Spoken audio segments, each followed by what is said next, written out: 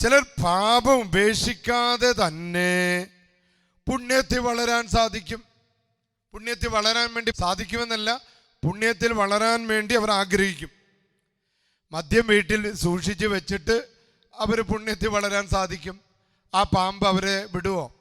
രഹസ്യ ബന്ധങ്ങൾ അത് പരസ്യമാകുമ്പോഴാണ് ആകെ മാനസാന്തരത്തിലേക്ക് വരിക, അല്ലേ? ഭാര്യ ഭർത്തൃ ബന്ധത്തിൽ മാനസാന്തരത്തിലേക്ക് വരുന്നത് തൻ്റെ ഭാര്യ തൻ്റെ രഹസ്യ ബന്ധം കണ്ടുപിടിച്ചെന്ന് പറയുമ്പോഴാണ്, അല്ലെങ്കിൽ ഭാര്യയുടെ ബന്ധം ഭർത്താവ് കണ്ടുപിടിച്ചെന്ന് പറയുമ്പോഴാണ് ചിലർ മാനസാന്തരത്തിലേക്ക് വരിക. അപ്പം തിന്മയെ, പാപത്തെ, പിശാചിനെ വീട്ടിൽ ഒളിപ്പിച്ചു വെച്ചിട്ട് നന്മയിലേക്ക് വരിക സാധ്യമല്ല. ചിലർ പള്ളിയിൽ പോകും, പക്ഷെ വെറുപ്പ് ഉള്ളിൽ സൂക്ഷിക്കും.